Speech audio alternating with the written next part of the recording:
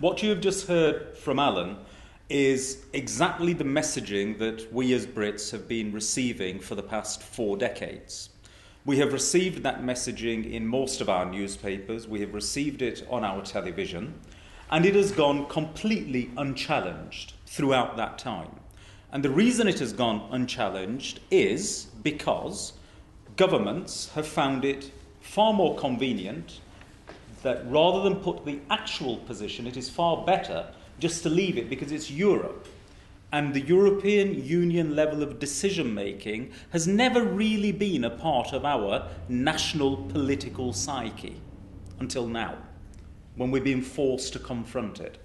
So I actually find myself pretty much on the back foot here because I'm being asked to, in a period of about 4 to 5 weeks, undo 4 decades of nothing short of propaganda that's been put out to my fellow citizens. And that really is a very difficult task to try and undo, but I'm going to try my very best, as I have been doing. First of all, what is the European Union? You have been told that you are being dictated to by unelected bureaucrats. You've all heard that repetitively over many, many, many years. Well, you have the Council of Ministers, and it's your duly elected Prime Minister that goes and takes his seat at the table on your behalf. You have a commissioner. Every country has one, and they are appointed by the national leader. In our case, the Prime Minister of the day appoints our commissioner. And then you have the European Parliament. And you have members of that European Parliament, which all of you who are old enough have the right to vote for.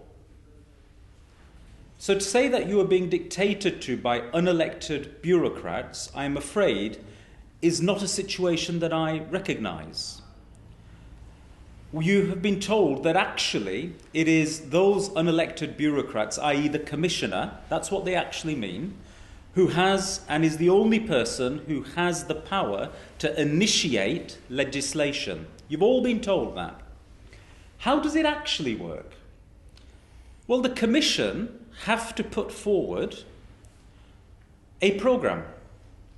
And that programme dictates exactly what legislation they are going to put forward for consideration by the Parliament and by the Council of Ministers. Where does that Commission work programme come from? It is devised by the Commission, the European Parliament, and the Council of Ministers working jointly.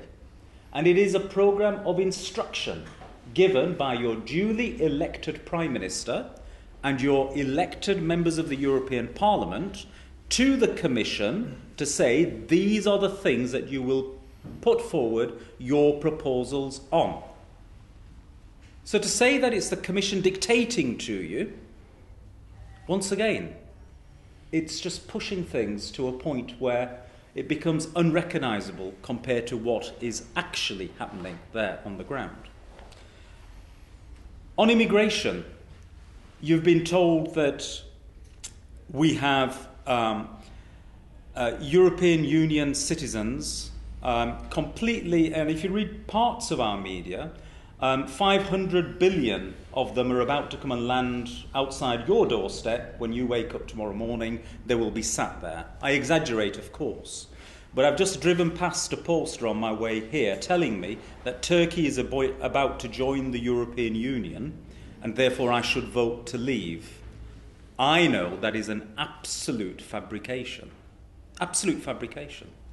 There is no chance that Turkey will be joining the European Union for at least a generation, if not 2, if ever. Statement of absolute fact. You have been told time and time again that this exercise of the freedom of movement of people is working against British interests, that there are far too many people from the European Union that have exercised this right and have come here.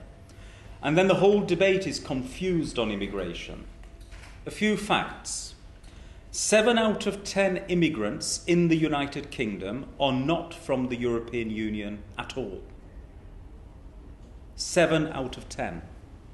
Which means the vast majority are people who have come here through systems over which we as a country have absolute control. The other 3 out of 10 have exercised their right of freedom of movement. And that's why they are here. And you know, they contribute more to our economy than they take out. They're a net benefit to us. There are 1.2 million of them. We have 2 million Brits living in other parts of the European Union. So we have more living there than EU citizens have come here. And then look at the age profiles. The EU citizens that have come here are mainly of working age and are in work. Our citizens that have exercised the right to go and live in other parts of the EU are mainly from an age group where they are retired. And you can work out the economics and dependency factors for yourself. So my argument is this. By being in the European Union, we have access to the largest trading bloc in the world. And my opponents have repeated this time and time again, that it used to be 37% and now it is X% share of world trade. It doesn't mean we are shrinking. No, we are the largest trading bloc in the world. All it means is that other places which have been developing nations have developed. And therefore their share of the overall world pie has increased. But it doesn't mean that the pie hasn't increased. The size of the pie has increased as well. So their development is actually good for us. It means we are developing as well.